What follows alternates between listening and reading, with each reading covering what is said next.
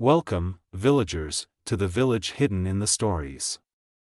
I'm your guide, KAGE, the creator and author of all the what-if stories you see on this channel, with your awesome suggestions, of course.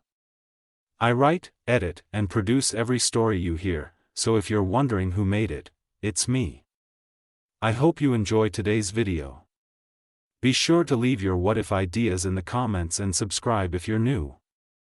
Today's story is, What If Naruto Was in Miraculous Part 5, which will be the last part for a bit. My plan is to get this out, then to get a Naruto MCU crossover out and then switch gears back to 3 Izuku what-ifs before coming back to this series with 4 to 6 parts. Before we dive in, shout-out time. Thanks so much to everyone who comments, keep them coming. And if you'd like to support the channel, check out my Patreon, link in the description. For just $5, you can get early access, full text transcripts, thumbnails, art, and even some gaming content. Now, without further ado, let's jump into this what if. Part 5, Investigation. Naruto, Fire Shadow, landed hard on the pavement, the force of his impact cracking the concrete beneath him. He straightened, kunai still gripped in his hand, eyes locked onto the akumatized villain flailing just ahead. Mr. Pigeon. Of all things, a pigeon-themed menace. White feathers ruffled violently as the villain, dressed in an absurd mix of a bird costume and a suit, flapped his arms with exaggerated flair. You heroes think you can stop the rise of Mr. Pigeon, my flock will. Ladybug's yo-yo snapped out in a blur, wrapping around his wrist and yanking him forward. At the same time, Chat Noir's staff extended, sweeping under his feet and knocking him flat on his back. Naruto didn't hesitate. In a flash, he was already moving, closing the distance in an instant. He drove his kunai down, just enough to sever the villain's ridiculous feathery cape, which had been flaring out and sending sharp, metallic feathers flying. Mr. Pigeon, huh? Naruto muttered, shaking his head. This city is something else. Mr. Pigeon squawked, his arms flailing as he tried to summon more of his birds, but Ladybug had already spotted the akumatized object, the little silver whistle tucked into his suit. Chat Noir, now, she called. With a grin, Chat Noir lunged forward, his hand glowing with swirling black energy. Cataclysm. The second his fingers grazed the whistle, it crumbled into dust. A dark butterfly emerged, fluttering in panic before Ladybug swiftly caught it with her yo-yo. Miraculous Ladybug. The burst of magic washed over Paris, undoing the chaos. The pigeons scattered harmlessly, buildings restored to their pristine state, and most importantly, Mr. Pigeon reverted back to a dazed but unharmed man. Ladybug turned to him, offering a kind smile. You okay? The man rubbed the back of his head, looking sheepish, still in that dazed state deakumatization always left behind. Yeah. That was a lot. She nodded before reaching her fist out. Naruto and Chat Noir met it with their own, the trio sharing a quick fist bump. Then, a pair of beeps cut through the air. Ladybug and Chat Noir glanced at their Miraculous. We better get going, don't want to detransform just yet, Ladybug said. With a flick of her wrist, she launched her yo-yo skyward, swinging off into the distance. Chat Noir followed suit, disappearing in a blur of black and green. Naruto remained on the rooftop, watching them go before shaking his head with a smirk. He was starting to notice a pattern with these battles. Hopefully, not all of them would be this episodic. Those had been his thoughts for the past few battles. This month alone was turning out to be just as episodic as he had hoped it wouldn't be. Random people would have a bad day. And like clockwork, Ladybug, Chat Noir, and he would have to step in to stop them. It wasn't bad, he enjoyed the fights, the rush of battle, the satisfaction of bringing down a strong opponent. But the pattern was obvious, and despite all these clashes, he was no closer to figuring out who Hawk Moth really was. That didn't mean he wasn't making progress elsewhere. His chakra control had improved significantly, and he was mastering more elemental jutsu. He'd even begun dabbling in sealing techniques. The battles weren't the problem, if anything, he relished the challenge. But lately, they had started feeling less like true battles and more like villain of the week encounters. And if that wasn't frustrating enough, Mr. Pigeon had been the main enemy they had been stopping all week. The guy seemed unnaturally susceptible to Hawk Moth's influence, far more than anyone else. Naruto didn't want to sound rude, but at this point, these fights were becoming a bit much. Not necessarily boring. Facing an akumatized victim was never easy, but it was strange how often this particular guy was being targeted. Every time, he had a new plan, a new trick up his sleeve, yet he always ended up in the same place, purified and back to normal, only to be akumatized again not long after. That alone made it suspicious. Or maybe he was just overthinking it. Naruto exhaled, shaking his head. He turned to leave, a prickle of unease ran down his spine. Instinct kicked in, his body tensing as he glanced toward a dark alleyway below. His sharp eyes scanned the shadows, searching. That was another thing that was starting to feel episodic. Every so often, his instincts would flare up, warning him of something unseen. And every time, when he checked, nothing was there. But this time. As he looked closer, he realized, this time was different. Naruto exhaled and jumped down, landing lightly on the street below. He walked forward, slow and deliberate. You gonna keep lurking, or are you coming out? For a moment, silence. Then, an old man stepped forward, emerging from the shadows. Naruto blinked. It was the same man Marinette had helped before she first became Ladybug. My apologies, the man said, his voice calm and knowing. But I needed to be sure. Naruto crossed his arms, sure of what? The old man smiled. That you were ready. Naruto's eyes narrowed slightly. For what? Follow me, Fire Shadow, the man said, turning to walk away. It's time you learned the truth. Naruto hesitated for only a second before following. Something told him this was important. And he was about to get answers. Naruto followed the old man toward a simple meditation hall, its wooden frame blending seamlessly with the peaceful surroundings. Despite being in the heart of the city, the place felt strangely removed from the bustling streets of Paris, quiet, serene, untouched by time. Master Fu slid open the door and stepped inside, motioning for Naruto to follow.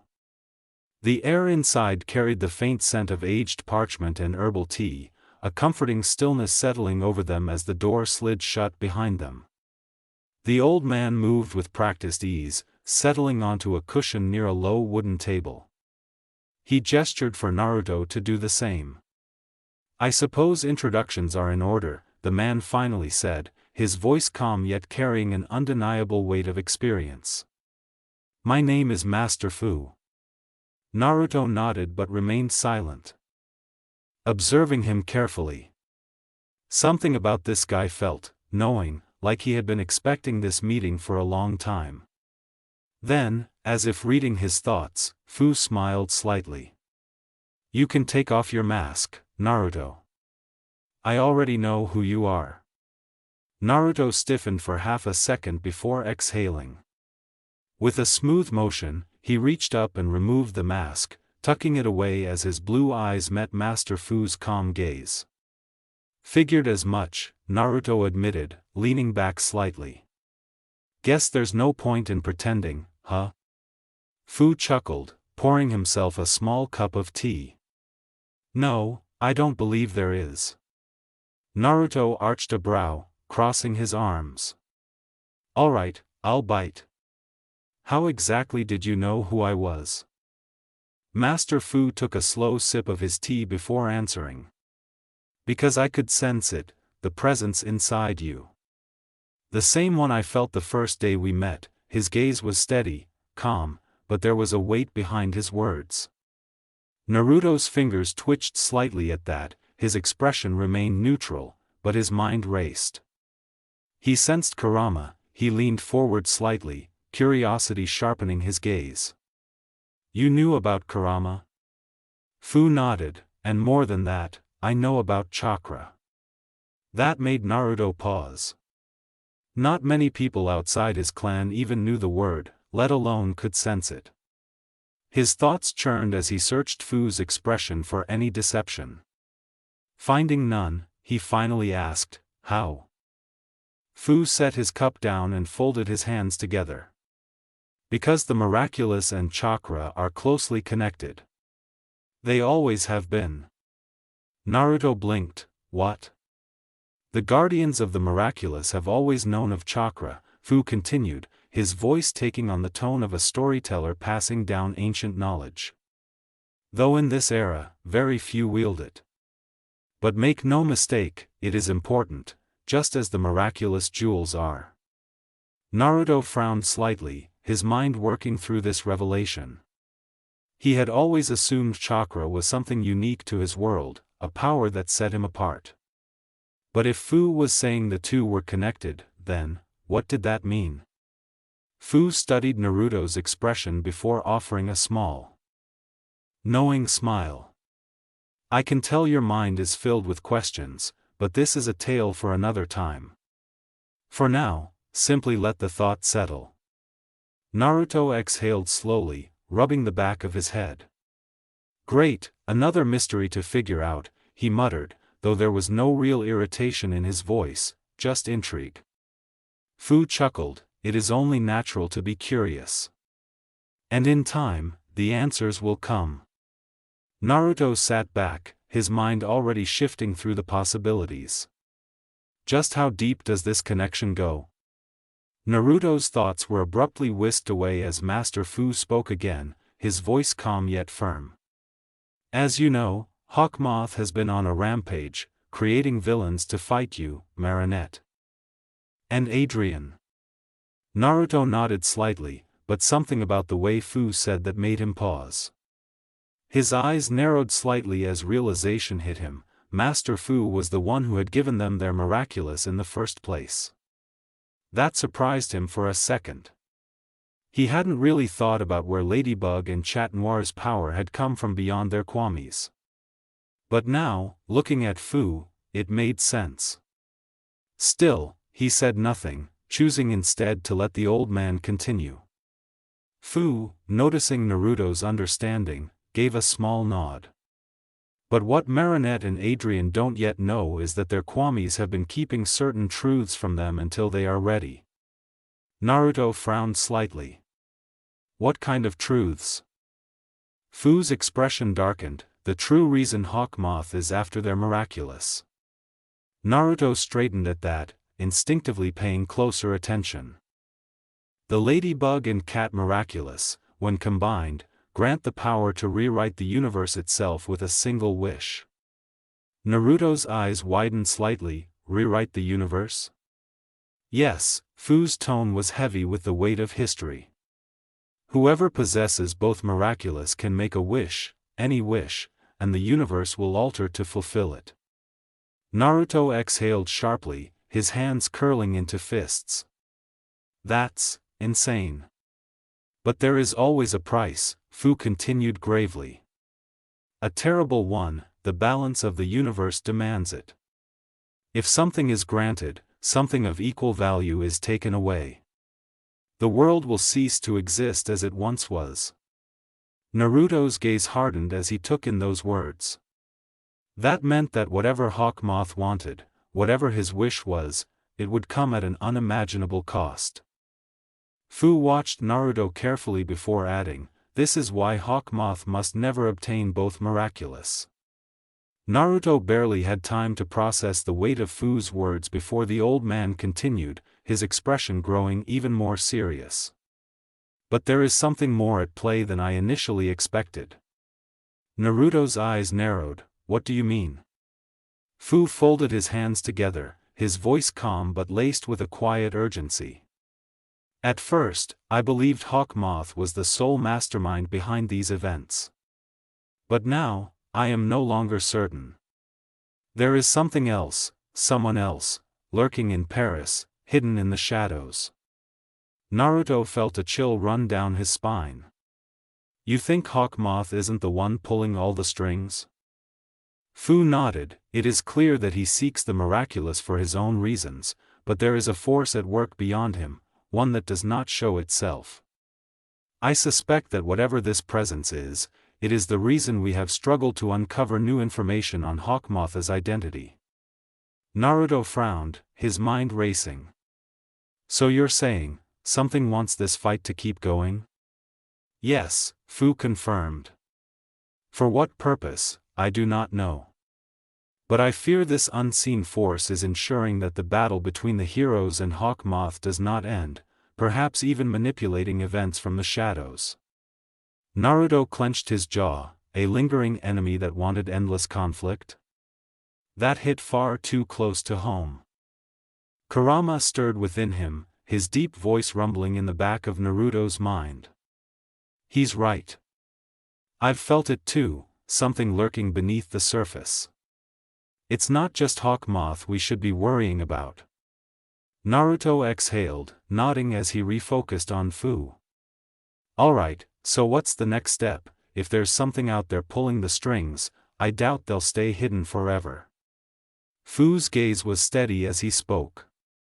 That is why I need you, Naruto.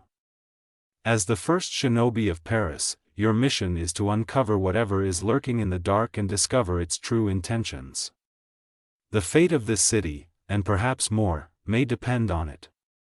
Naruto took a deep breath, his resolve settling. Got it.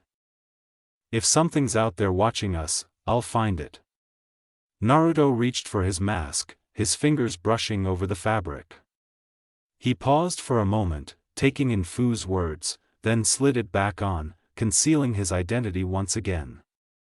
The weight of everything that had been revealed in the last few minutes settled heavily on his shoulders. He stood in the small meditation hall for a moment longer, feeling the presence of Kurama within him, the fox's chakra pulsing gently in the back of his mind. Then, with a deep breath, he jumped back onto the rooftops of Paris. It was time to get to work. As he leaped from building to building, his thoughts started to churn. Fu's words echoed in his head. And the weight of what he'd said about the unseen force manipulating events gnawed at him. Whatever it wasn't just Hawkmoth they had to worry about. There was something far more sinister waiting in the shadows. Naruto's gaze swept over the city below him as he pushed forward, trusting his instincts. They had always been his guiding force, his chakra, his bond with Kurama, everything had led him to this point. He knew he couldn't just sit back. But then, something struck him, like a flash of clarity breaking through the fog. Adrian's father. The nagging feeling from earlier, the suspicion that had clung to the back of his mind, now seemed much more significant. His thoughts snapped back to the conversation with Fu. The idea that there was an outside force orchestrating all of this, manipulating the battles, controlling the flow of events, could it be connected to Adrian's father? Naruto's pace slowed as he stood on the edge of a building, staring out over the city. The way Fu had spoken about things, how everything was interconnected, how even the miraculous had ties to ancient powers, it all seemed to fit. Could Adrian's father be more involved than anyone realized? It didn't make sense at first, but now the dots were starting to connect. His earlier instincts about Adrian's father being too perfect, too careful, maybe even too influential in the background, it all seemed far more important than he'd given it credit for. What if the force Fu had sensed was tied to him, too? What if he was the one pulling the strings from the shadows, playing a game much bigger than anyone had thought? Naruto clenched his fists, staring down at the city. His heart raced, and his mind raced even faster. I need to find out more. He turned and launched himself back into the night, faster than before, pushing his way through the streets and rooftops, his thoughts more focused than ever. His instincts hadn't been wrong. Something was off about Adrian's father. And now, it was time to figure out what it was. Time skip, 3 days. Marinette sighed as she walked into the schoolyard, her bag slung over one shoulder. It felt strange walking alone. Normally, Naruto would be right beside her, the two of them sharing a quiet, comfortable silence as they made their way to school. But lately, that hadn't been happening. She spotted Alya near the steps and hurried over, the weight of her thoughts making her frown. "Hey, Alya," she greeted, her voice just a little off. Alya picked up on it instantly. "Okay, what's up, and don't even try to say it's nothing." Marinette hesitated, then let out a frustrated sigh. "It's Naruto, I don't know, he's been different lately. He used to walk with me to school, and now he's up before I am. I don't even see him get home anymore. It's like he's avoiding me." Or, Alya smirked, cutting her off. "Girl, you practically stick to him like glue. If anyone else was saying this, I'd call it an overreaction, but you, yeah, something's up." Marinette's face burned. "I do not stick to him." Alya crossed her arms, looking far too amused. "You literally share a room with your crush Marinette. Do you realize how many girls would kill to be in your position? And yet, despite all that, you still can't tell him how you feel." Marinette groaned, slumping against the railing. "I know, okay, believe me, I know." Weeks had passed, and sure, she and Naruto were friends now, but in terms of confessing her feelings, she hadn't made any progress. It's just, he's so kind, so easy to talk to. And somehow, that makes it even harder to say anything.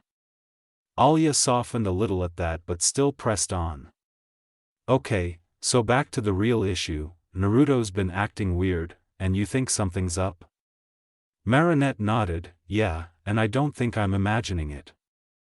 Alya hummed, tapping her chin. "Well, the whole looking out for people thing is just who he is. But if he's up before dawn and not coming home until it's dark, that's weird. And I refuse to believe you haven't already thought about investigating." Marinette shifted awkwardly. "I might have." Alya grinned. "Good, because we're doing it together." Marinette smiled, the weight in her chest feeling a little lighter. "Thanks Alya." "Anytime, girl. Now, let's figure out what our mysterious blonde is up to." The school day dragged on, but Marinette found her mind drifting back to Naruto every chance she got. She barely noticed the lessons, her thoughts looping over the past few weeks, his absence in the mornings, his late returns, his quiet, thoughtful looks when he thought no one was watching. By the time lunch rolled around, Alya was already planning. "Alright, so here's what we know, Naruto's changed his routine, and he's being sneaky about something." Marinette frowned. "I don't know if sneaky is the right word, he's never been the type to hide things from us." Alya shot her a look. "Girl, he's hiding something, whether it's on purpose or not, we're gonna find out. So, we follow him after school, see where he goes." Marinette hesitated. "What if it's something personal, what if we're prying?"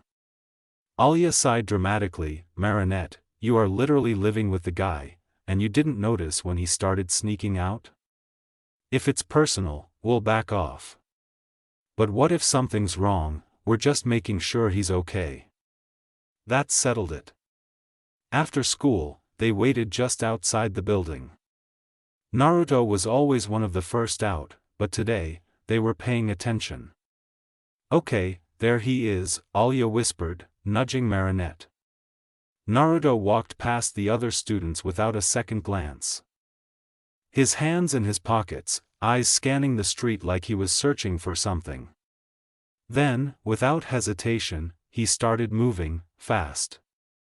"Come on," Alia urged, pulling Marinette along as they followed at a careful distance.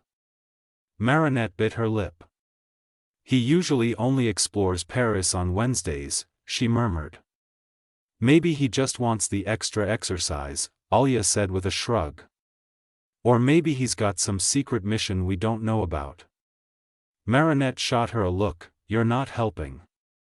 Alia just grinned. For the next hour, they tailed him. He weaved through the streets of Paris, taking unfamiliar routes, pausing at certain buildings as if checking something only he could see. At one point, he doubled back, forcing Marinette and Alia to duck behind a fruit stand. "Okay, this is officially getting weird," Alia whispered. Marinette couldn't disagree. Naruto had always been the kind of person who moved with purpose, but this felt like something more. Then, just as quickly as it had started, Naruto seemed to relax. His shoulders loosened, his steps became more casual, and he wandered toward a nearby park, sitting on a bench like he had all the time in the world. Marinette frowned. "What is he doing?" Alia pulled out her phone. "Either he lost whoever he was tracking, or he knows we're following him and decided to make us suffer." Marinette paled. "You think he knows?" Alia smirked. "I'd bet on it." They shared a look before glancing back at Naruto, who was now casually leaning back on the bench, staring at the sky like he had nothing better to do. Marinette groaned. "We are so bad at this." "Correction, you are bad at this, I am simply suffering by association," Alia teased. Marinette pouted before looking back at Naruto. He was still just sitting there, waiting. Like he knew they were watching. She swallowed. "So, what do we do now?" Alia grinned. "We keep watching and see if he makes a move." Marinette wasn't sure if she liked that plan. But she wasn't ready to walk away either. Naruto remained seated for a while, his gaze locked onto the sky as if he had all the time in the world. To anyone else, he looked like a guy enjoying a break from his day. But Marinette and Alia knew better. "He's messing with us," Alia muttered, lowering her phone. "There's no way he just decided to sit down after all that sneaking around." Marinette groaned. "What do we do? If we keep staring at him, he's definitely gonna catch on." Alia smirked. "Oh girl, he already knows." Marinette sighed in frustration, peeking around the tree they had taken cover behind. Naruto was still there, completely relaxed. "Maybe we should." Before Marinette could finish, Naruto stretched, stood up, and casually strolled down the path. Alia perked up. "All right, time to move." They waited for him to gain some distance before slipping out from behind the tree and following at a distance. But this time, something felt different. He wasn't just walking. He was testing them. The first sign was the pace, sometimes slowing, sometimes speeding up just enough to make them scramble to adjust. Then came the sudden stops, where he'd glance at a shop window or crouch down to tie his shoe, forcing them to either freeze or find something to pretend to be doing. "Okay, this is getting ridiculous," Alia hissed after the third time they had to duck behind a street vendor's cart. "We are being played." Marinette gritted her teeth. "Just keep going, we can't give up now." Alia rolled her eyes but followed Marinette's lead. Naruto suddenly turned down a narrow alleyway. Marinette's heart pounded. "Come on." They rushed forward, turning the corner. Marinette's heart pounded in her chest as she peeked around the corner of the alleyway. Nothing. Naruto was gone. That wasn't possible. She and Alia had been right behind him. There hadn't been anywhere for him to run, no turns, no exits, no doors, just a dead-end alley with some crates and a few scattered garbage bins. Alia muttered a curse under her breath. "That's just straight up unfair." He's messing with us, I swear. Marinette swallowed hard. She had known Naruto was fast. He moved through Paris like he had memorized every rooftop and alleyway. But this wasn't just being quick, he had vanished. Where did you go? Alya took a cautious step forward, scanning the alley like she expected Naruto to drop down from the sky. Alright, I don't know what kind of parkour magic this guy is pulling, but there's no way he just, looking for me. Marinette's blood turned to ice. The voice was casual, amused, but it came from behind them. She whipped around so fast she nearly tripped over her own feet. Naruto stood there, arms crossed, leaning against the alley wall like he had been there the whole time. But he hadn't been. Marinette would have seen him. She would have heard him. There was no way he could have moved that fast. And yet, here he was. Her stomach twisted. Alya sucked in a sharp breath beside her. Oh, hell no, that was creepy. Naruto tilted his head, watching them with sharp blue eyes. So, wanna tell me why you two have been following me all afternoon? Marinette felt her throat go dry. Oh no. Alya recovered first. We were just concerned, she declared, folding her arms. You've been acting weird, running off at random times, coming home late. Barely talking to Marinette anymore, it's sketchy. Marinette flinched. She hadn't realized just how much she had missed Naruto's presence until Alya said it out loud. There had been a time when he would walk with her to school, when they would share quiet mornings, when she could just exist beside him and not have to say anything. And now? Now he was disappearing into the night and dodging their questions. Naruto's gaze softened slightly as he looked at her. You've been worried? Marinette froze. Oh no, no, no, he was looking at her like that. Like she was something important. Like he actually cared. She turned bright red. I mean, not in a weird way, just, you've been different. And it's not like well, for a second the blonde seemed to be in thought, almost disappointed in himself in a way. But then he gave a chuckle, shaking his head.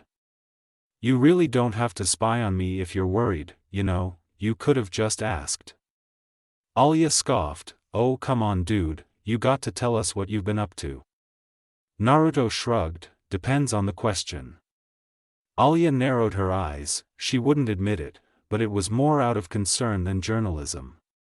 She was the blonde's friend, and it seemed like her friend was avoiding them for a clear reason. Alright then, what have you been doing? Naruto smiled, exploring Paris.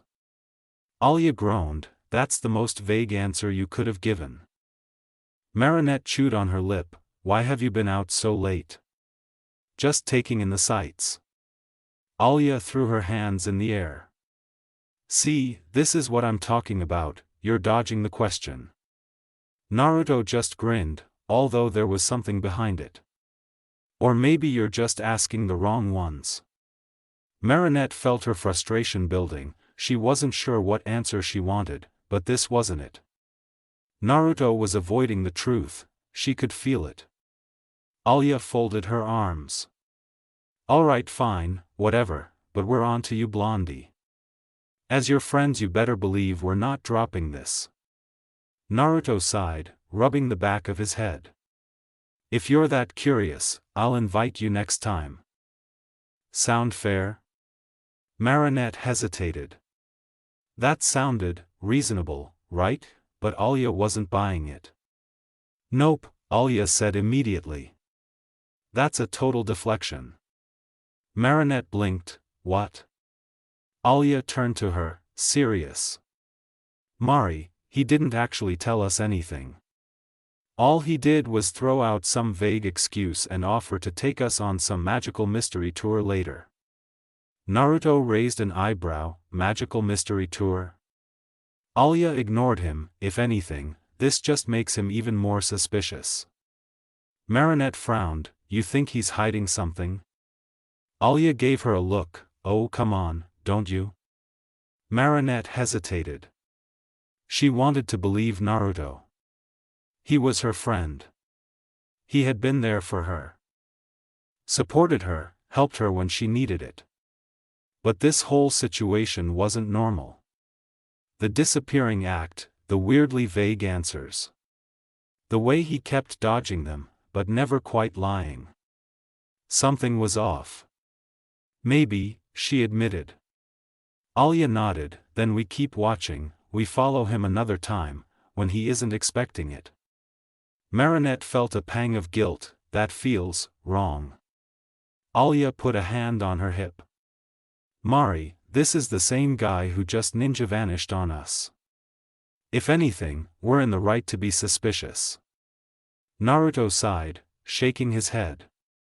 You two realize I'm right here, right? He muttered. Never mind, I'm guessing you two won't give up. Alya grinned. Nope. Naruto chuckled softly, and again it seems like something else was hiding behind it. Alright, I'll explain everything later, but not right now. There has been something I've been dealing with, but it's personal, and I'll make sure to tell you two everything after I've figured it out. The alley fell into silence after Naruto's last words. Alya crossed her arms, frowning. That's still not an answer, you know. Naruto just gave a half-smile and turned to walk away. Maybe not, but it's all I can say for now. And just like that, he was gone again, disappearing around the corner with a calmness that only made everything feel more off. Alya let out a groan, running a hand through her hair. This guy is seriously starting to make me worried. Marinette didn't answer. Her eyes were still on the corner where he vanished. Alya gave her a nudge. Mari? I just don't get it, Marinette muttered.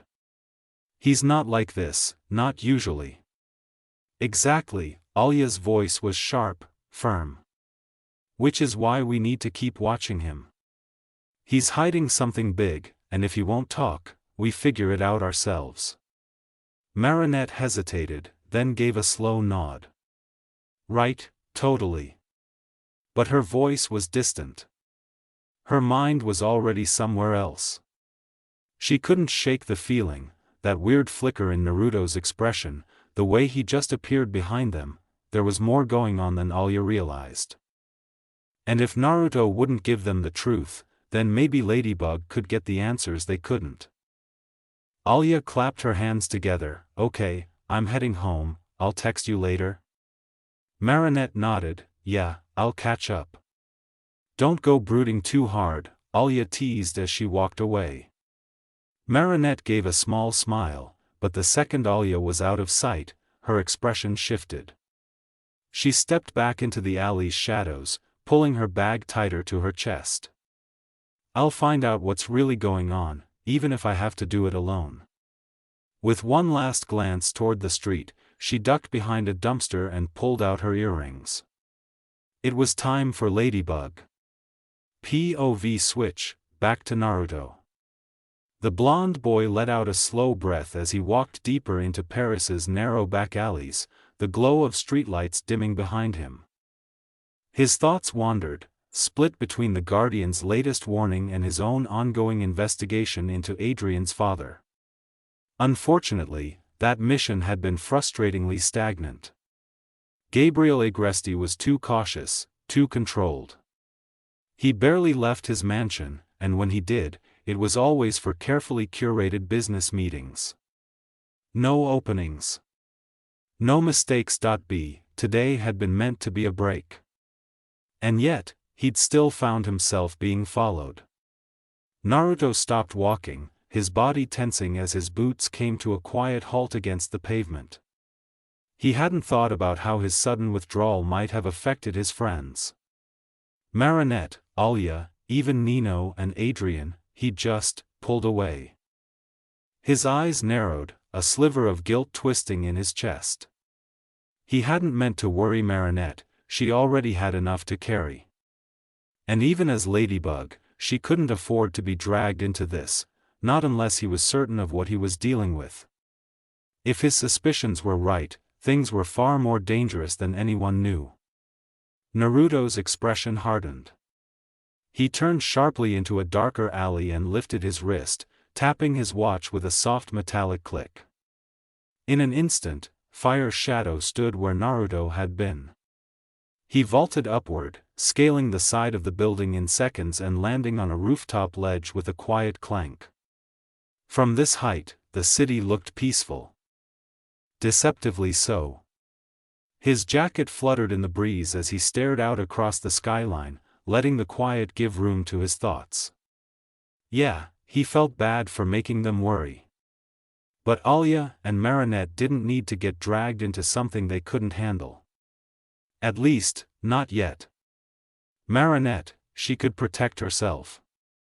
She was strong, even stronger than she realized. But Alya, if she got caught in the crossfire, she'd be a sitting duck.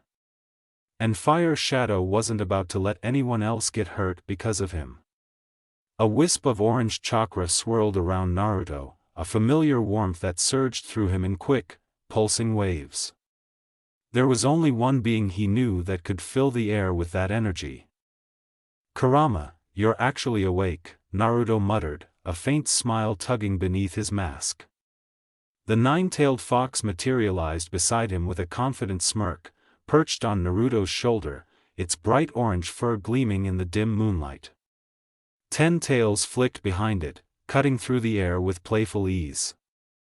"You know, for someone who claims to be the partner of this generation, you sure seem to be brooding all alone on top of some random building." Kurama's voice rumbled, mocking and playful. Naruto blinked, his head turning toward the fox perched on his shoulder. "I'm not brooding," he retorted sharply. "Yes, you are," Kurama shot back, the tips of his tails lightly flicking against Naruto's jacket in a rhythmic pattern. Naruto rolled his eyes, standing to his full height and striding toward the edge of the roof. "Why do you always have to be so annoying?" Kurama floated gracefully from Naruto's shoulder, positioning himself directly in front of him. His golden eyes glinted mischievously in the moonlight.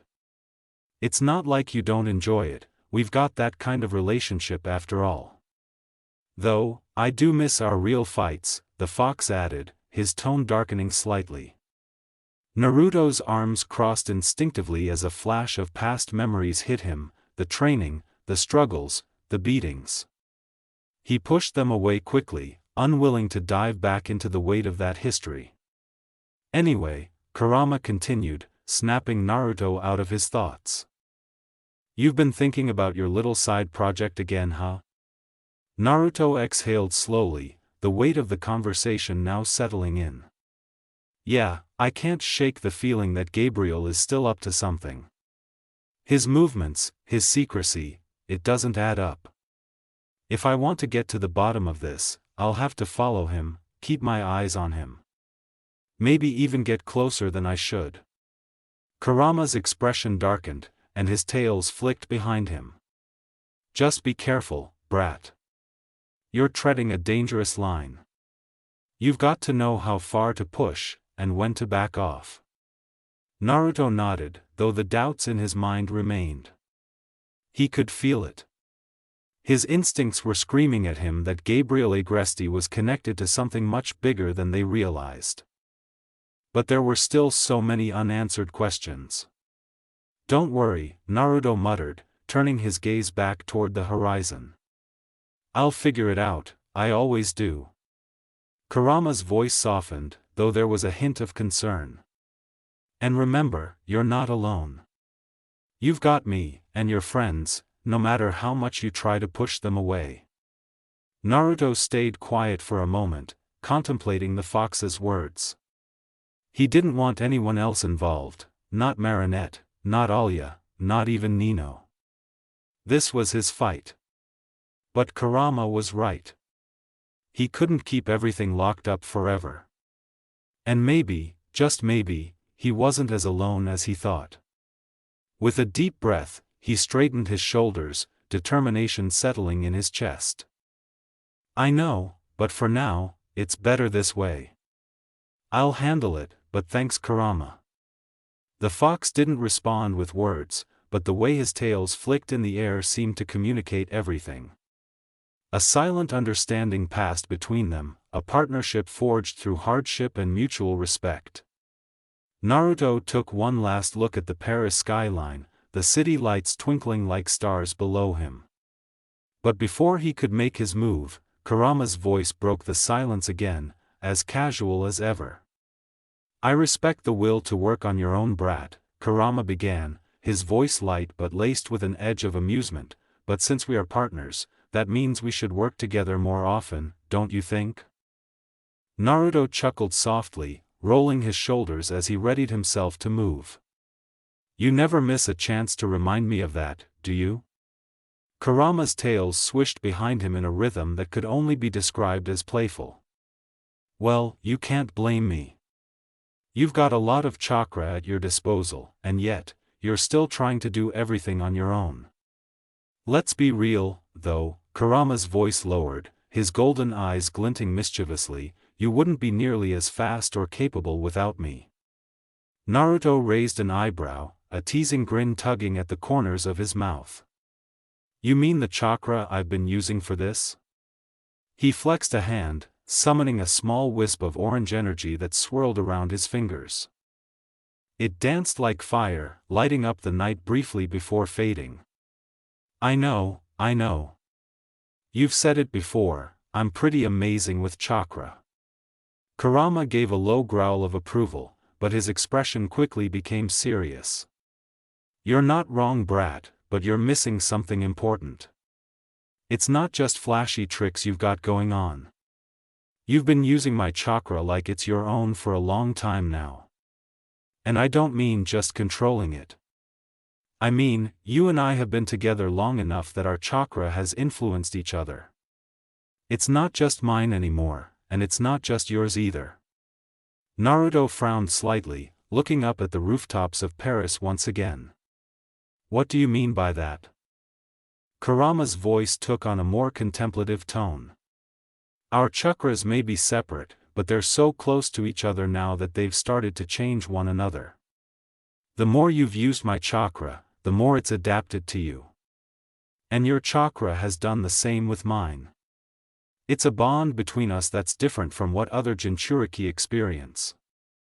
I'm not some distant force locked inside you anymore. We're intertwined." Naruto's gaze softened as he tried to absorb what Kurama was saying. "So, our chakras have changed each other, and that makes us different from the others?" "Exactly," Kurama replied, flicking his tails behind him. "Back when the other tailed beasts existed separately, their hosts could barely handle our chakra without us fighting them every step of the way. They were always trying to keep our chakra separate from their own, struggling to control it, never getting close enough to let it influence them. But you've made my chakra yours, and your chakra has become a part of me. You've found a balance that's unique, and that's why you can wield it the way you do." Naruto's grin returned, this time with a sense of pride. "Guess that makes me one of a kind, huh?" Kurama let out a huff, but his voice was laced with approval. "You're not as stupid as you look, yes, it makes you special. But there's more to your chakra than you realize, just like how my chakra can nullify certain abilities and powers. Your chakra has its own hidden potential.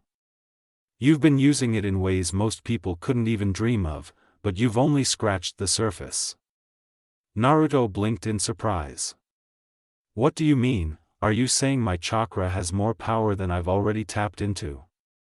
Kurama's golden eyes gleamed with a knowing glint. "Exactly, your chakra is intertwined with mine, and that bond has created something different. Just like I can cancel out powers with my chakra, there's something in yours that hasn't been fully unlocked. You haven't even realized the full range of what you can do with it." Naruto's mind raced as he processed the words. His chakra, just like Kurama's, had abilities that were still hidden from him. He had always thought of his connection with Kurama as a source of strength, but now it seemed there was more to it, something he hadn't even started to explore yet. So you're saying that just like you can cancel out things with your chakra, I might be able to do something like that too? Naruto asked, the curiosity in his voice evident. Kurama let out a low chuckle. I'm not saying you're going to cancel out other people's abilities like I can, but you've got potential that no one else has. Your chakra is unique because of our bond. What that means exactly? Well, that's something you'll need to discover for yourself. But don't think for a second that you can keep ignoring it. Naruto's grin returned, now tinged with determination. Guess that makes me even more special. Kurama's voice was tinged with approval but still playful. Not as dumb as you look, brat. But yes, you're unique. And you'd better start using everything you've got if you plan on going after Gabriel. You've got an advantage others could only dream of. Naruto nodded, his expression hardening with resolve. I get it now, Kurama. I've been too focused on figuring everything out alone, but I need to start using everything we have. Your chakra, mine, our bond, I'm going to rely on all of it. Kurama's eyes softened just a fraction, the playful edge still present. That's more like it, don't forget, brat, you've got me. We're in this together. With a final glance over his shoulder, Naruto leaped off the rooftop and into the night. This time, he wasn't just running after answers. He was running with the full strength of his bond with Kurama, one that no one else could ever replicate. As the wind whipped around him, his mind was set. He would find Gabriel. He would uncover the truth. And whatever it took, he would protect the people he cared about. Even if it meant pushing the limits of his abilities, and that included Kurama's chakra. Kurama's golden eyes glinted as he watched Naruto. The playful edge in his voice returning. You know, brat, there's more we can explore with this connection of ours. I've been thinking, maybe it's time you look into your past a little more. I'm sure the sage of the 6 paths would agree, there's a lot your clan knew, a lot they kept hidden. Maybe we can involve your clan's knowledge in all of this. Naruto blinked, momentarily taken aback by the sudden mention of his clan. My clan, he repeated, his voice a little quieter now. What do you mean? Kurama's expression grew more serious, though there was still a touch of mischief in his gaze. You've got more than just me inside you, Naruto. Your lineage, your heritage, you're a part of something bigger. A lot of your clan's secrets were buried, hidden from the world. But if we're going to unlock the full potential of what we're dealing with, your clan's knowledge might hold some answers. They were known for understanding chakra in ways others didn't. Naruto felt a strange tug in his chest at the mention of his clan. He'd always known he was a descendant of the Uzumaki clan, but so much about them remained a mystery to him. His mother had died when he was young, and the history of his clan had always been a subject shrouded in uncertainty. He sighed, running a hand through his spiky blonde hair. I guess I've never really looked into it. Too focused on the present, too busy trying to make my own path. Kurama's voice softened slightly, the tone unexpectedly gentle. I get it, you've always been determined to make your own future. But your past, well, it's part of who you are. And right now, with all that's happening, it might be time to start understanding more of what came before. Your clan could hold the key to things you haven't even begun to fathom. Naruto's gaze shifted to the horizon once again, and his mind wandered to his mother. He could almost feel her presence, her warmth and strength, even if it had been so long since he'd known her. But Kurama was right, there were things he needed to understand about his heritage, about the strength that ran through his veins.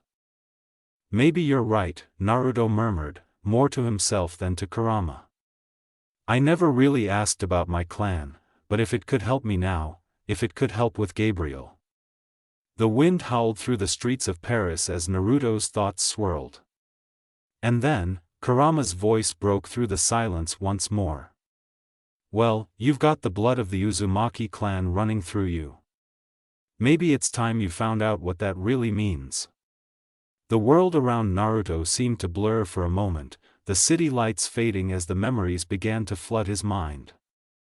His thoughts slipped into the past, a vivid image forming in his mind's eye. The village within the valley of the Uzumaki clan was quiet that afternoon. The warm sun casting long shadows across the stone paths. Children played near the spring, their laughter echoing gently.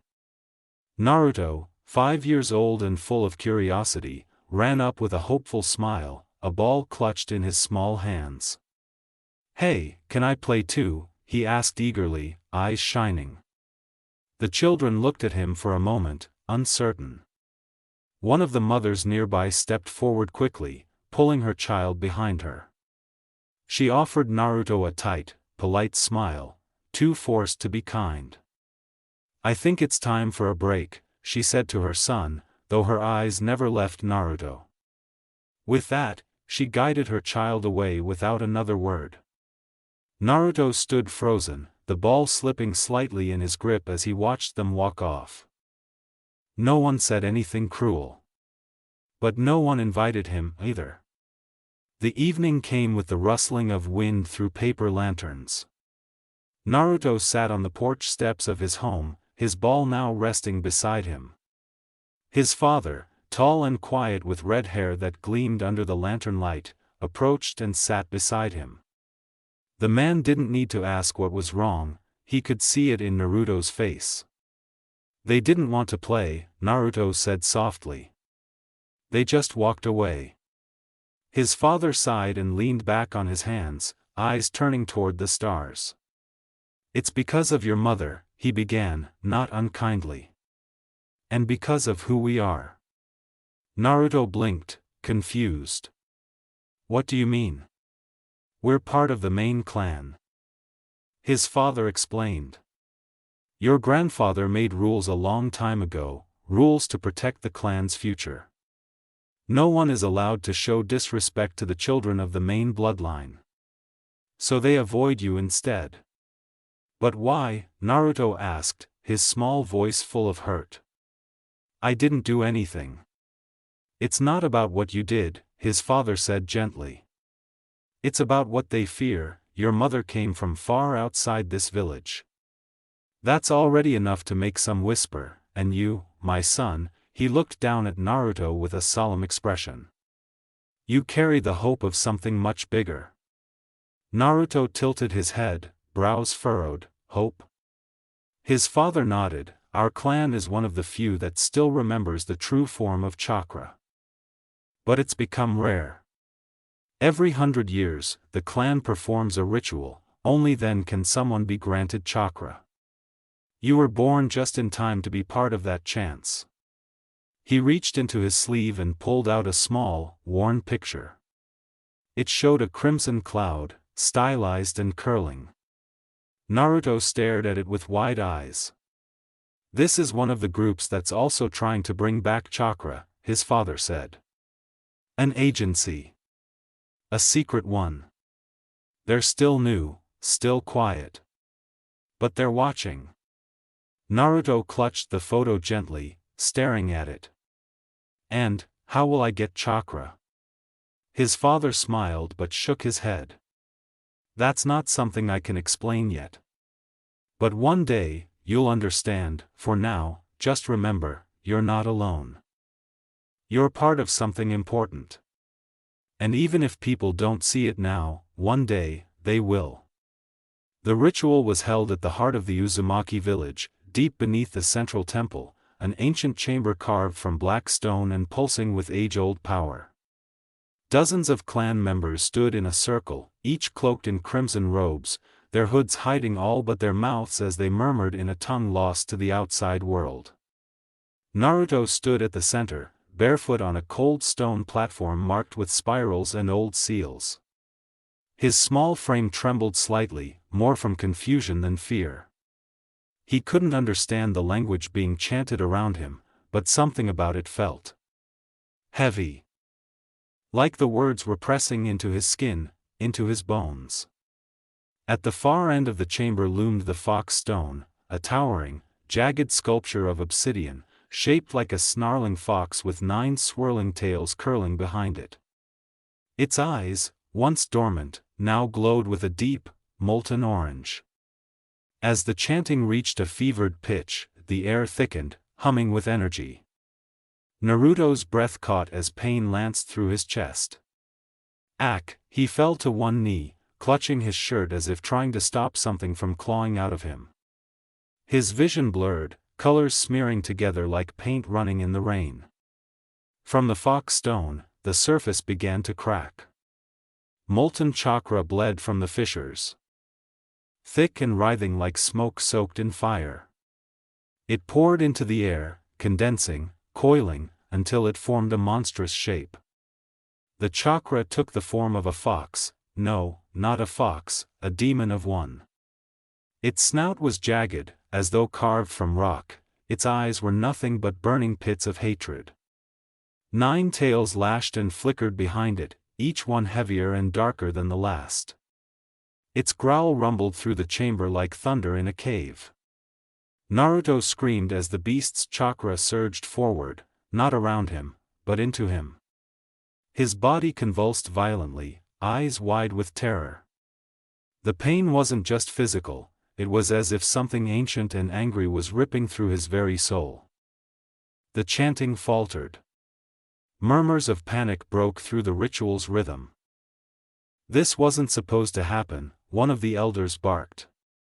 The chakra was only meant to burn the block. It wasn't meant to enter him. But it was too late. The monstrous chakra of the fox had already sunk into Naruto's chest, spiraling through his body like a wildfire consuming dry leaves. His veins glowed faintly, lighting up like threads of molten gold. His screams faded into unconsciousness as his body collapsed, twitching once before going still. The chamber fell into shocked silence, the remnants of the ritual flickering out like dying embers. The fox stone cracked down the middle with a dry, echoing snap. Darkness. Cold, suffocating, and endless. Naruto floated in a space that had no ground. No sky, just shadow. Yet, despite the silence, he could feel something. A presence, watching, breathing. Then, a single eye opened in the void. Slitted, burning with a searing orange glow, it pierced through the darkness like a flame in pitch black. Another eye followed. And from the shadows, the monstrous form of the fox emerged. Towering, coiled, its snarl echoed through the void with a low, rumbling growl. Fangs the size of Naruto's arms gleamed. Its tails, vast and heavy, flicked through the air like whips, each one humming with raw, primal energy.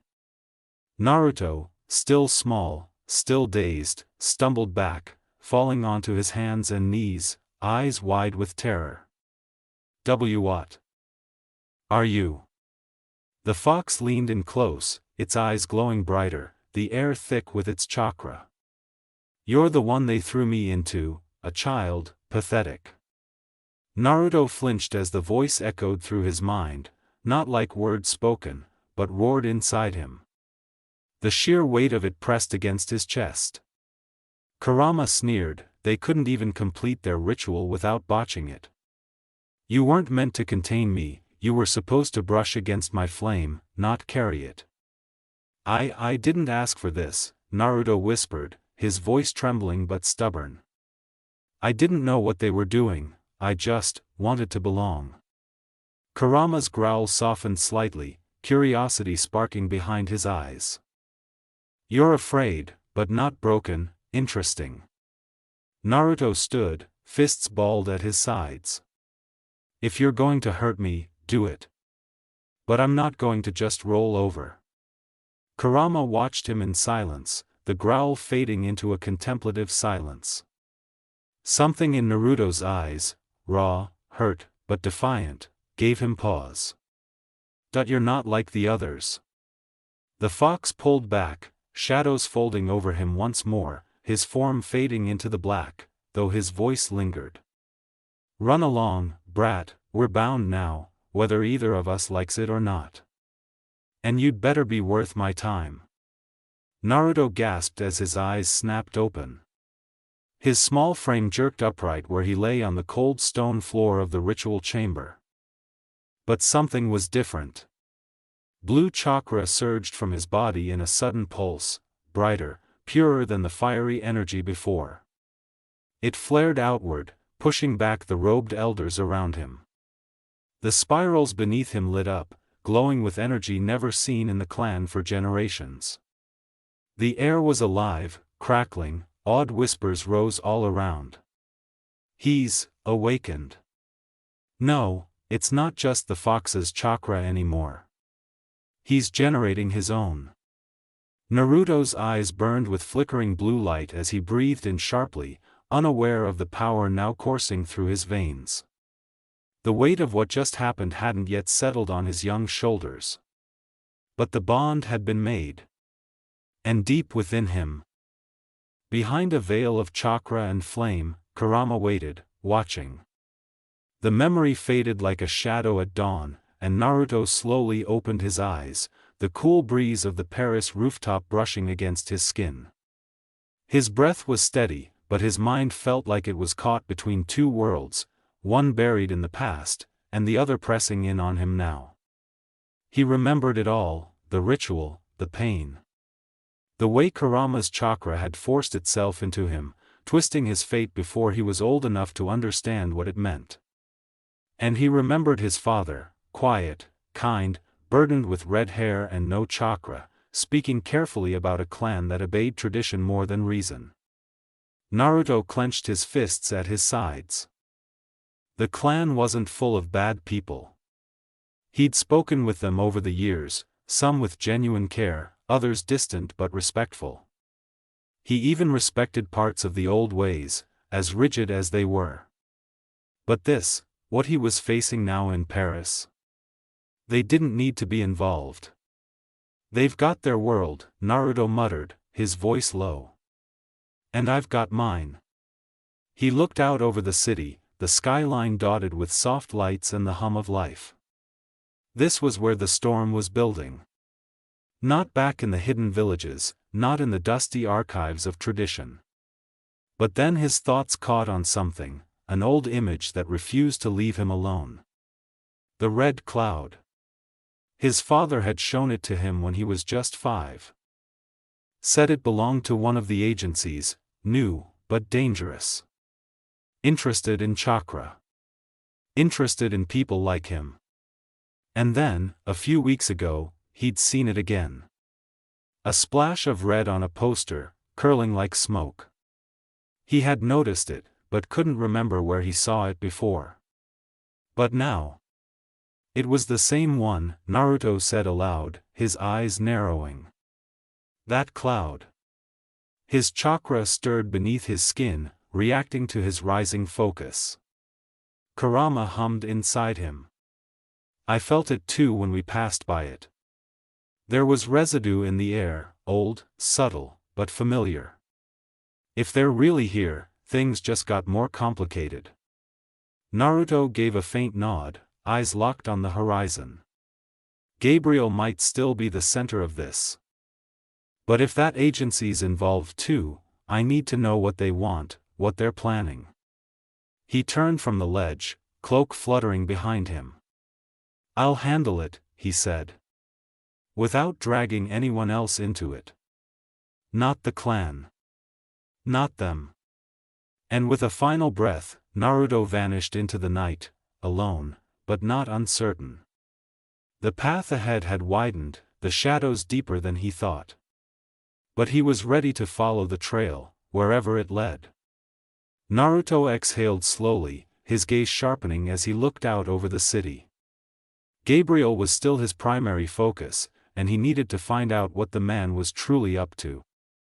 One last search, one last push before he switched gears. When he did, he'd figure it out. Or he'd be bored trying. With a determined nod, he turned away from the edge, his mind already shifting back into investigative mode. There was no room for distractions, not until he had answers. Naruto returned to his investigation, eyes locked on Gabriel Agresti's mansion. Throughout the house, he had several shadow clones stationed, each one using the transformation jutsu to blend seamlessly into the surroundings, silent observers acting as hidden cameras. Their job was simple: alert him if Gabriel did anything out of the ordinary. Meanwhile, Naruto remained on a nearby rooftop, watching, waiting. But so far, the man hadn't moved from his study, alone, isolated, predictable. Hours passed, and nothing changed. The stillness began to gnaw at Naruto's resolve. Doubt crept in. Maybe I was wrong, maybe this is all just some wild goose chase. He stood slowly, the cool night air brushing against his skin as he started to reconsider his plan. Maybe it was time to fall back, regroup. But just as he prepared to leap to another rooftop, something shifted. Movement. Naruto's eyes sharpened as he focused. Gabriel Agresti had stepped outside, clear as day under the moonlight, no guards, no assistant. Just the man himself, casually exiting through the front door. Alone. Naruto's expression hardened. His clones dispelled in a silent pulse of smoke as he dropped lower, readying himself to follow. This was the break he'd been waiting for. Naruto kept to the shadows, silent on the rooftops as Gabriel Agresti wandered through the dimly lit streets of Paris. The man's movements were slow, deliberate, but aimless. He visited a few quiet corners, glanced at his phone, paused to check his watch. Nothing unusual. No sign of suspicious meetings or hidden activity. Just a wealthy designer walking alone through the city. Hours passed. Naruto's patience was solid, honed through countless missions back home, but even he had limits. The tension in his chest began to loosen, the certainty he had felt earlier now fading into something more frustrating: doubt. Was I wrong about him, about all of it? He wondered, crouched low above a quiet alleyway, eyes never leaving Gabriel. Nothing he's done tonight screams secret villain. Just a stressed-out guy pacing through the streets. He shifted slightly, exhaling through his nose. Maybe this really was just a dead end. Then the wind changed. A ripple of energy brushed past him, wrong, corrupted, familiar. Naruto's head snapped to the side, eyes narrowing. That aura. A flash of violet energy lit up a nearby plaza. Screams echoed, and a sudden shockwave cracked through the silence of the night. Another akumatized villain. Naruto's jaw clenched as he glanced back toward Gabriel, but the man was gone. No trace, no sound, just an empty street where he'd been standing only moments before. Damn it, Naruto muttered, standing up. He scanned the rooftops, the alleys, but there was no sign of the man. With a sigh, he turned toward the chaos. He couldn't ignore this, not when people were in danger. And as much as it frustrated him, the chase would have to wait. He dropped from the rooftop, chakra already flaring around his hands. Time to handle the real threat. The plaza was in chaos by the time Naruto landed, cracked stone and swirling wind carving trenches into the streets. Civilians were already scattering, terrified cries echoing as storefronts shattered and cars were hurled aside like toys. And at the center of it all, stood him. Tall, draped in layered red and black armor, fur-lined like ancient ceremonial robes. A jagged fox mask obscured the figure's face, but it was the tails, 9 of them, flowing wildly behind his back, and the crackling aura of burning orange chakra that made Naruto freeze. The villain turned toward him, and in his voice was a warped, theatrical echo, too deep, too calm. I am Kyubi-Kan, the fury born of betrayal. The weapon of forgotten warriors. Naruto's fists clenched. That chakra, it's a copy of mine. No, worse, it's twisted, forced, it's Kurama's chakra. For a moment, he could almost see himself standing there. Then Kyubi-kan lunged forward. The ground shattered beneath his feet, sending shockwaves through the plaza as he slammed into Naruto, claws outstretched. Naruto blocked just in time, chakra flaring to shield him as they skidded back through a fountain, shattering it on impact. Naruto flipped and landed, breath heavy. This wasn't just another akumatized villain. This was personal. Every movement from Kyubi-kan felt rehearsed, like someone had studied him, mimicked him. Even the way the chakra flowed, tailing behind his movements like blazing ribbons, looked like a shadow version of his own Kurama cloak. Naruto dodged a burst of fire chakra, flipping through hand signs as he sent two shadow clones to flank.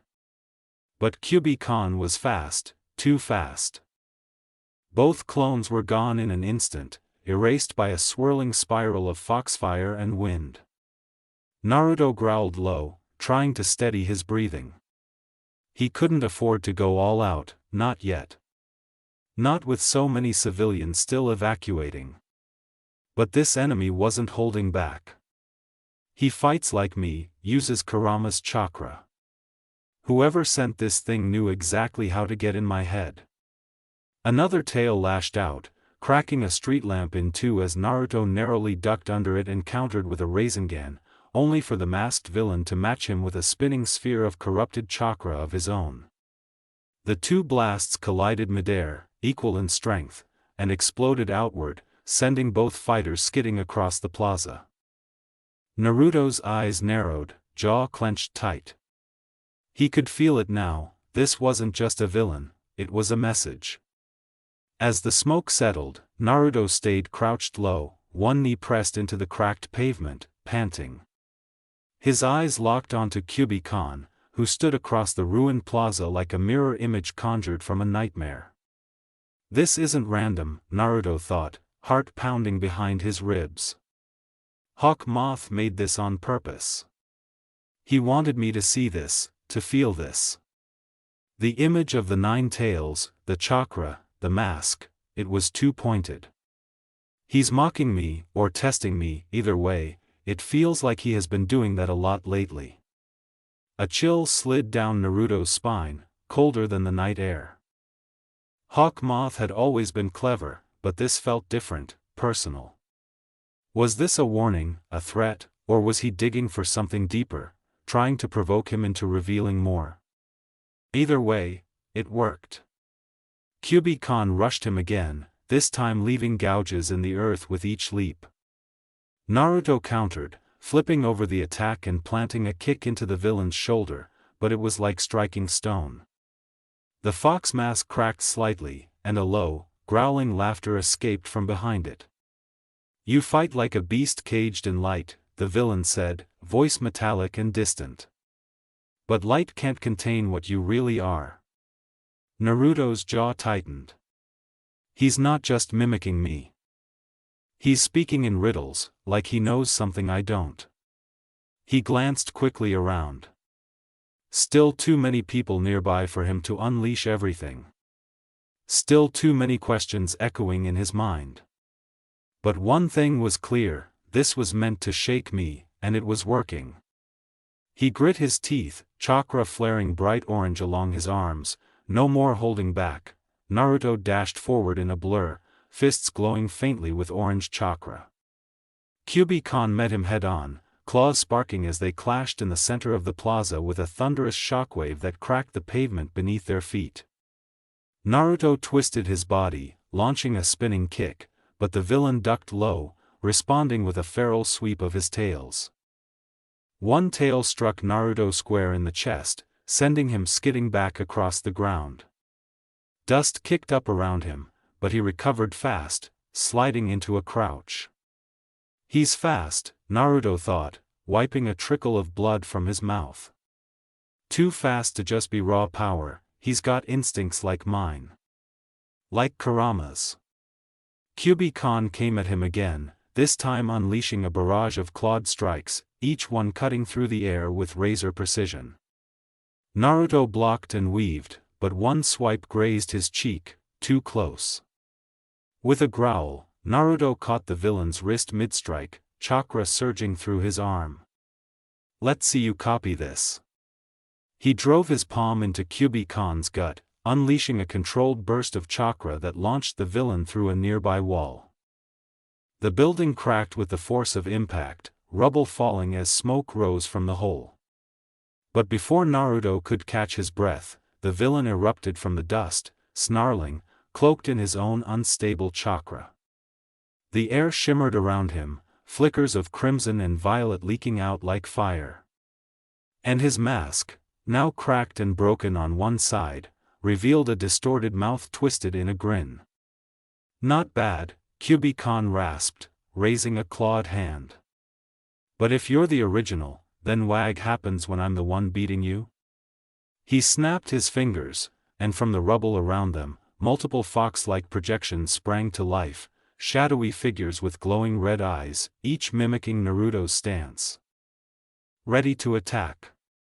Naruto's breath caught, clones, they rushed him as one. Naruto ducked, punched through one, flipped backward over another, and sent a Rasengan crashing into a third. It tore apart in a flare of energy, but they kept coming. The clones were erratic, unstable, but fast. And they weren't letting up. He narrowed his eyes, chakra flaring violently around him as the air pressure shifted. You want to play fox games, Naruto muttered, his voice low. Then let me show you what a real one looks like. In a sudden burst of power, Naruto's cloak ignited, tails of chakra whipping out from behind him. His blue eyes turned fierce gold, pupils slitting. His form glowed in the moonlight. The power of his bond with Kurama rising to the surface. The shadows faltered for a second, so did Kyuubi-Kan. Let's finish this, Naruto growled, and launched himself into the fray. Naruto and Kyuubi-Kan collided again, shockwaves rocking the plaza with each strike. The villain's claws scraped against Naruto's chakra-enhanced kunai, sparks flying as the blades met in a flurry of blows. Kyuubi-Kan ducked under a high kick and countered with a backhand slash, narrowly missing Naruto's throat. The two separated with a sudden clash of energy, both skidding back, eyes locked. He's adapting, Naruto thought, panting slightly. His movements, he's learning as we fight. Kyuubi-Kan smirked as if hearing his thoughts. Tails curling behind him like living whips. You're not the only one who grows stronger in the middle of battle, he sneered. Your power shaped me, why wouldn't it evolve to beat you? Naruto growled, diving forward again. Chakra surged into his limbs as he unleashed a storm of rapid strikes, blows meant to confuse and overwhelm. But Kyuubi-Kan met them head-on, claws and tails spinning, blocking, redirecting, landing a solid punch into Naruto's side that knocked the breath from him. Naruto flew through a street lamp, sparks flaring as he tumbled across the asphalt. He coughed, rolling to his feet, clutching his ribs. I've fought many villains before you, he said with a grin, letting a bit of his playfulness show. You are strong, but not unique, I still remember the first copy. That may be, Kyuubi-Kan said, slowly walking forward, his red aura pulsing. But, I'm your shadow, the piece of you you'll never escape. They clashed again, chakra on chakra, a blur of gold and red. A roar tore through the night as Naruto forced Kyuubi-Kan back with a sudden flare of power, slamming both hands to the ground. Chakra erupted in a shockwave, dispelling the phantom clones and cratering the street. But as the dust settled, Kyuubi-Kan rose again, still standing, cracked mask grinning through the debris. They both froze, panting, bodies bruised and battered. Cloaked in flickering energy. And then, for the first time, the villain paused. The chaos settled for a fleeting second, dust floating gently in the air as Naruto stood tall, his golden chakra dimming. He slowly exhaled and let Kurama's energy fall away from him, the orange cloak peeling back like smoke in the wind. His figure dimmed, but only for a moment. Facing Kyubi-kan, Naruto's gaze hardened, his voice calm and unwavering. "Your power may be close to mine," he said, stepping forward with purpose, "but there's one thing Hawkmoth can't copy." He raised his hand, and in an instant, brilliant blue light erupted from within him. It wasn't Kurama's. It wasn't borrowed. It was raw, radiant, and entirely his. This was his chakra. The air vibrated with power as the light surrounded his entire form, engulfing him in an aura of shimmering blue. It pulsed like a heartbeat, alive and untamed, pure and ancient. "He may know about my nullification," Naruto continued, his voice rising over the hum of energy, "but I've come to realize, there's something I've been neglecting." The energy around him sharpened, dancing like flames. His eyes glowed faintly as the light intensified. "This blue energy, it's mine. All of it, my chakra is different, and it's exactly what I needed." And with that, he vanished. Kyubi-kan barely saw the movement. Naruto shot forward like a lightning bolt, his fists a blur as he pressed the attack.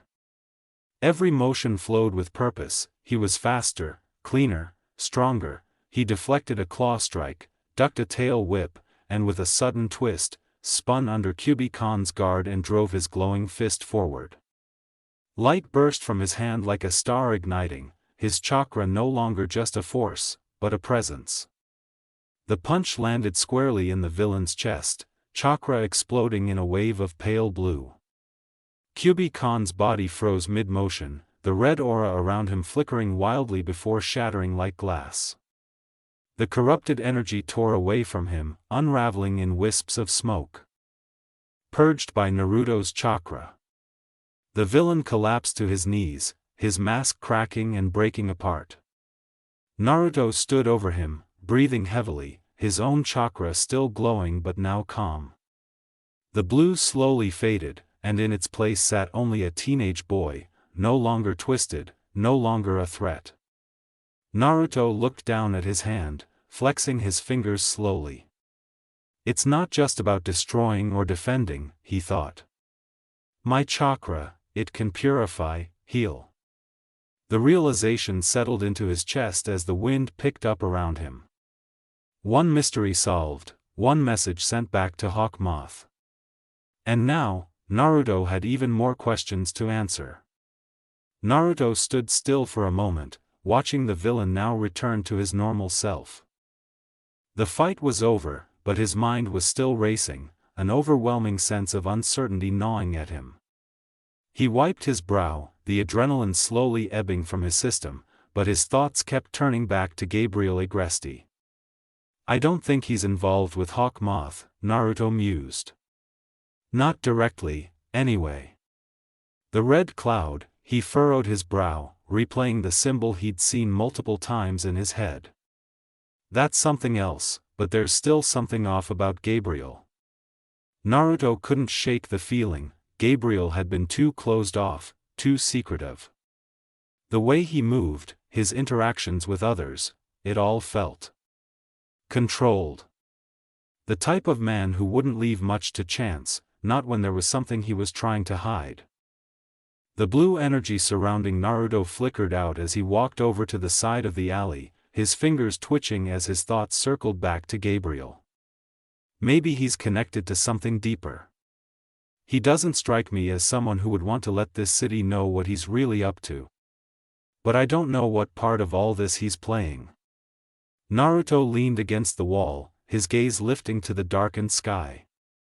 He could feel the weight of his suspicions dragging him down. Gabriel was a mystery, a puzzle. But he wasn't Hawkmoth, that was something he was sure of now. But what about the red clouds, was that a clue, or just another piece of the fog that clouded everything? Could Gabriel be working with that agency? Or maybe even playing both sides? Whatever it is, I'll figure it out. His jaw clenched as he pushed himself off the wall, resolve hardening. Naruto couldn't afford to let his suspicions cloud his judgment for too long.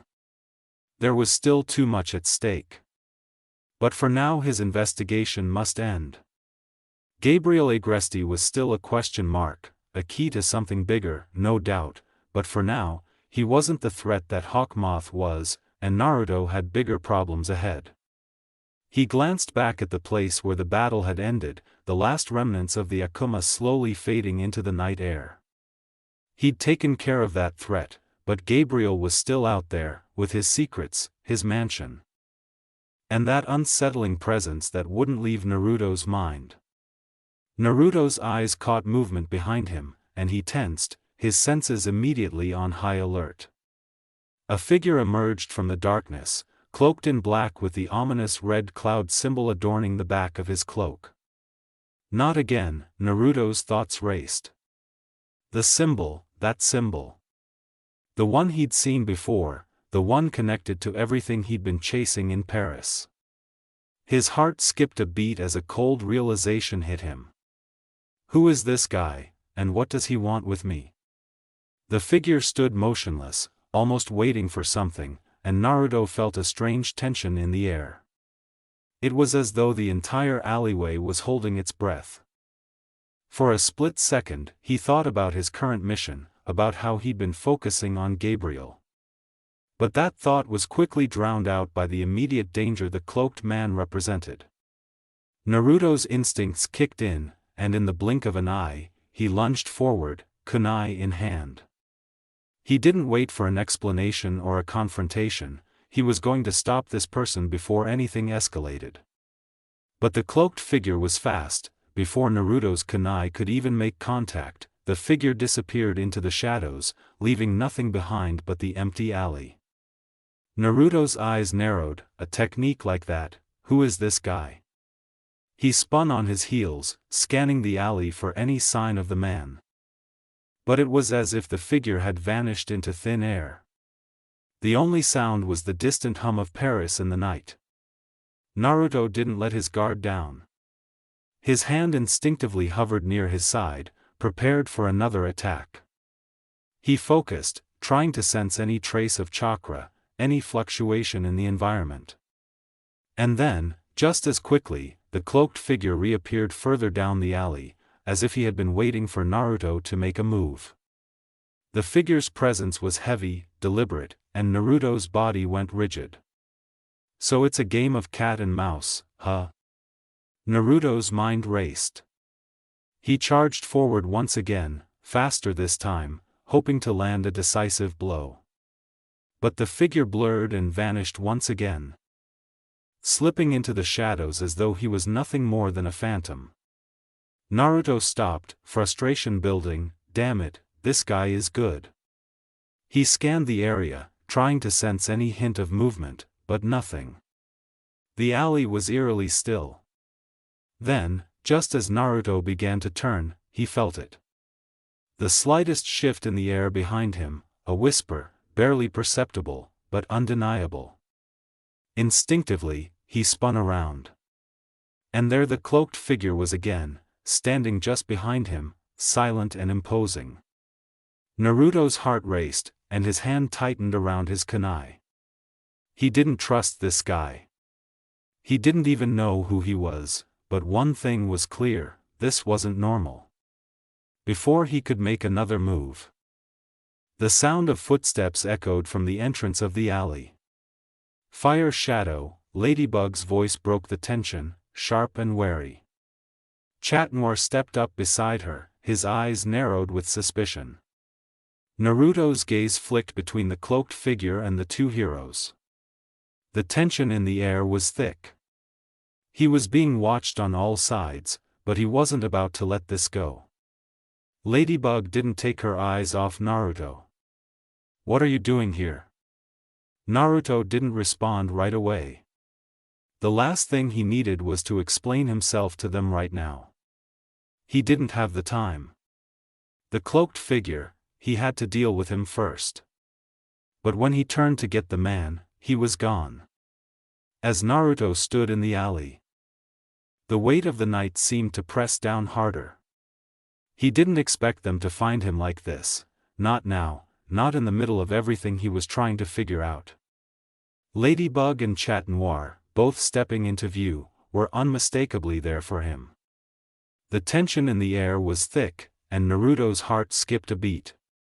They had been watching him. All along, they'd been following his every move without him knowing. Both of them stood there, poised and ready, the energy between them tight and fraught with suspicion. The cloaked figure, the one who had been lurking in the shadows, had disappeared without a trace. But Naruto knew, it wasn't about him anymore, this was about what they thought of him. Ladybug spoke first, her voice sharp, but there was a hint of concern buried in the tone. "Fire Shadow, what's going on?" Her gaze was unwavering, focused on him, but there was something more in her eyes, something hard. "What's your game? You've been sneaking around, watching Gabriel Agresti, hiding things from us. As your teammates, we can't let this go anymore, we need answers." Naruto's breath caught in his chest. "They've been watching me," the thought hit him harder than he expected. He wasn't mad, not exactly, but the feeling of betrayal gnawed at him. They'd been tracking his every move, everything he'd done, and he hadn't even known it. The weight of that reality made his stomach churn. "You've got to be kidding," Naruto said, his voice steady, but the tension was unmistakable. His mind raced, trying to make sense of what was happening. "You've been spying on me, I thought we were teammates, friends." For a second Naruto paused, but he found even more to say before it got caught in his throat. "There is no game, not by a long shot." Chat Noir stepped forward, his usual teasing smile replaced by a cold, serious look. His posture was stiff, and Naruto could feel the suspicion radiating off him. "No game," Chat's voice was quiet, but there was a bite to it. "You've been following Gabriel Agresti without saying anything. You've got new powers, powers you've been keeping from us. And you just disappear when you feel like it nowadays. I was okay with your secrecy at first, but now it feels like you're hiding something important." Naruto winced at the words. Keeping secrets, hiding things, he'd been doing his best to figure everything out on his own, but to hear it like that, it cut deeper than he expected. He wasn't angry at Chat Noir, he wasn't angry at Ladybug either. But the betrayal was unmistakable. They weren't just worried about him anymore, they were questioning his loyalty. I didn't hide anything," Naruto started, trying to steady his breathing. He tried to meet their eyes, but he could feel the heat in his chest rising. "I've been investigating something important, it's not what you think." Ladybug's eyes narrowed, her arms crossed tightly over her chest. "Fire Shadow, for the past few days now, you've been acting differently. It's like something shifted in your plan, you've been keeping your distance, hiding new abilities, sneaking around like you don't want us to know what's going on." Her words were like daggers. She wasn't just angry, she was disappointed. It was like a punch to the gut, and Naruto could feel the weight of it dragging him down. The suspicion in her eyes was clear, but the hurt was what hit hardest. "Guys, you've got to trust me," Naruto said, his voice softer now, almost pleading. He took a deep breath, trying to keep his thoughts from spinning. "I'm not keeping secrets from you to hurt you, I promise. But there's so much going on that I can't explain right now, not yet." Chat Noir's eyes flashed with frustration. "You've been avoiding us, acting all mysterious. And now, we're finding out that you've been stalking Gabriel Agresti, without saying anything to us. We deserve answers, now, no more secrets." Naruto's chest tightened as Chat's words hit him. He never wanted to betray them, but here he was, trapped in a situation he couldn't control. He couldn't tell them everything, not yet. Not when it would hurt them, especially not when it could ruin everything they had. "I'm not trying to hurt you," Naruto said quietly, shaking his head. "I swear I'm not, I can't tell you everything right now. Please, Trust me, I'll explain everything, soon. Ladybug's gaze flickered for a moment, and for the briefest second, Naruto thought he saw doubt cross her face. But it was gone just as quickly, replaced by suspicion once more. So you're telling me, all of this secrecy, and you expect us to just accept it? Naruto's heart sank. This wasn't how he wanted this to go. He'd been trying so hard to protect them from the truth, but now, the consequences were catching up to him. I'm not asking you to trust me blindly, Naruto said, his voice firm now, his resolve hardening. But I will explain, when I can.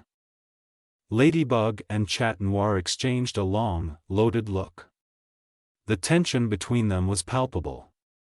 They didn't trust him anymore. They were no longer on his side in the way they used to be, and Naruto felt the painful sting of that reality. Finally, Chat Noir spoke, his voice low, filled with a mix of anger and disappointment. We can't just let you go on like this. Not this time, not when this secret is much bigger than your others. Ladybug nodded, her expression grim. We're taking you in. You're not getting away. Whatever game you're playing, it ends now. The words hit Naruto like a slap, but they weren't unexpected. Still, the weight of it, the betrayal, was something he couldn't shake. He tried to breathe through it, tried to find some way out, but there was no avoiding it now, no easy way out. Before Naruto could get another word in, his teammates leapt forward, no hesitation, no questions. Ladybug and Chat Noir were moving as one, their weapons at the ready, their intent clear. Ladybug was the first to strike, her body twisting midair as she launched a spinning kick toward Naruto's chest, only to shift and aim for his head. Naruto's reflexes kicked in instantly. Two kunai shimmered into his hands as he blocked the blow with a loud clang. The impact sent a jolt through his arms, but he didn't falter. No time to think, Chat Noir was already closing in. The cat-themed hero vaulted high and hurled his staff downward like a spear. Naruto shifted, raising a kunai to redirect the blow. The staff slammed into the pavement beside him with a harsh crack, but as Naruto looked up, Ladybug was already in motion again. Her yo-yo flung out like a whip, catching Naruto's arm in a swift coil. With a sharp tug, she launched herself forward, using the tension to yank his arm wide open. She was in his face before he could fully react, winding up a punch toward his now exposed left side. But Naruto wasn't that easy to corner. With a blur of movement, he twisted, slipping out of the punch's path with a grace born of experience. The kunai vanished in a shimmer of light, replaced by a long, sleek staff that materialized in his hands as he spun it defensively. Ladybug pressed the attack, striking again and again, her blows fast and focused, each hit aimed not to injure, but to knock him out, efficient, tactical, merciful. Part of him was grateful. But another part, buried deep beneath the calm, screamed for survival. He blocked another strike with a thudding thwack, then ducked beneath a sweeping kick, vanishing in a blur of speed. But as he landed, he realized too late he'd moved too close to Chat Noir. Chat slid in low, hooking Naruto's legs out from under him with precision. The world tilted as Naruto was launched into the air, completely exposed. Damn it, Naruto muttered, twisting midair. His instincts flared. In one swift motion, he slammed his staff into the ground beneath him, flipping into a one-handed handstand to stop his descent. His body trembled with the effort, but he held his balance, suspended. Ladybug and Chat Noir weren't fazed.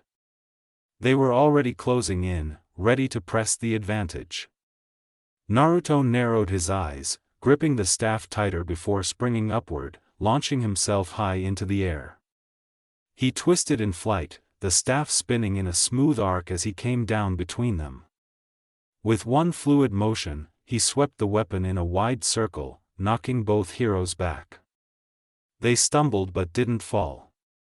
Naruto landed softly, the concrete cracking beneath his boots.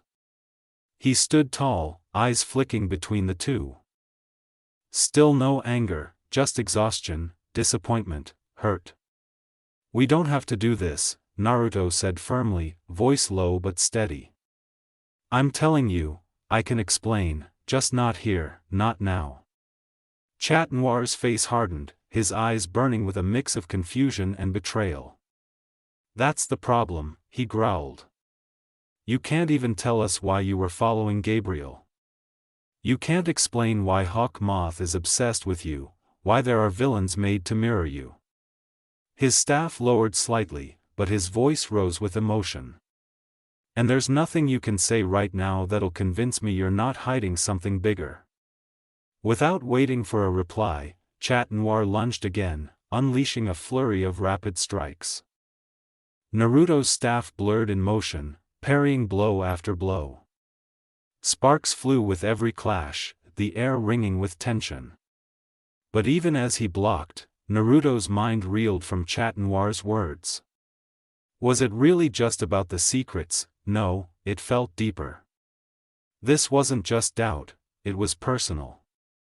Especially for Chat. Gabriel Agresti, he was the source of something bigger for Chat Noir. And Naruto already knew what it was.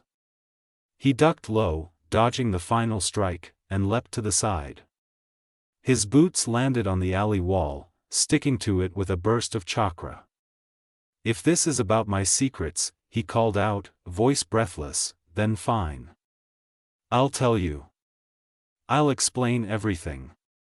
Just stop fighting." Ladybug's voice cut through the air, tired, wounded. "This isn't just about your secrets anymore," she said, flinging her yo-yo once more. It snaked around his waist, yanking him mid-sentence and slamming him to the ground with a harsh thud. "This is about the way you've been acting, sneaking around, hiding from us," she continued, stepping forward. Her voice cracked slightly. "Fire Shadow, we trusted you, we thought you were one of us. But lately, it's like we don't even know you, like we never really did." The blow in her words hurt more than the landing. Naruto groaned, struggling against the yo-yo's hold. But before he could get loose, Chat Noir was already moving, charging full speed toward him. Staff raised. Naruto barely had a second to react as Chat Noir lunged at him with a fury that wasn't just born of battle, but of betrayal. His staff came down fast and sharp, striking toward Naruto with every ounce of doubt, frustration, and pain the boy had been holding in. Naruto twisted under the swing, using his shoulder to absorb part of the impact as he rolled to the side, finally breaking free of the yo-yo's grip. The string snapped back toward Ladybug, who was already advancing with purpose in her stride, her expression no longer just serious, it was hurt. "Do you remember when we first met you?" she said as she walked. Her yo-yo whirled to her side, ready for another strike. But she didn't throw it. "Not yet. You just appeared, out of nowhere. No Kwame, no warning, on our first day we're in the fight, and we were just supposed to accept that you were on our side." She shook her head, not in anger, but in disbelief. "We wanted to trust you, Fire Shadow. But from day one, you've given us nothing. No real answers, no reason to believe in anything but your power. And it was always, 'You'll explain later' or 'You're working on something.' Well, guess what, that's not enough anymore." Naruto landed lightly on the alley floor, still clutching his bow staff tightly. He didn't advance, didn't attack, his breath was heavy, but he still didn't strike. Instead, he held her gaze and said, "You both keep secrets too, you hide your faces, your real names. I never asked for more than what you were willing to give, so why is it different for me?" Ladybug's voice cracked slightly. "Because those secrets protect the people we love," she motioned between herself and Chat Noir. "We hide who we are for them, we want to be known. We wanted you to trust us, not with your identity, not with your past, but with something, anything that would allow us to know you were who you really said you were. And since the day you showed up," she continued, her voice dropping to a pained whisper, "you haven't trusted us with even that." The weight of her words landed harder than any of her strikes had. Naruto didn't respond immediately, he didn't have a retort, no clever excuse to give. Because deep down, she was right. He hadn't trusted them, not really, not with anything that mattered. And before he could say anything more, Chatnoir stepped up beside Ladybug, his staff resting against his shoulder but his stance still tense. "When we followed you today," he said bluntly. "What we saw, your fight with that Akuma, the way you handled him, the way you looked after, it didn't look like you were working with Hawk Moth." He paused, but his gaze didn't soften. He took a step forward, "You're hiding more than just a few techniques or powers. We don't know what you're doing, we don't know why you're really here, you don't have the same mission as us, you never did." "Which means," Chatnoir said coldly, "you could just as easily be some secret villain of your own." That one stung hard. Naruto's hands tightened on the staff, he didn't flinch, but something in his eyes cracked. There wasn't anger there, just a quiet hurt that he couldn't show. "Is that what you think of me?" he asked softly. "You gave us nothing else to go on," Ladybug replied. "You made it easy to question you." And that was the truth Naruto couldn't dodge. He was surrounded now, not just physically, but emotionally. The distance between them wasn't measured in steps, it was in all the things he hadn't said. All the truths he'd buried, and now it had all come back like a storm. The very people he'd fought beside now saw him as a threat. A stranger. Possibly even an enemy.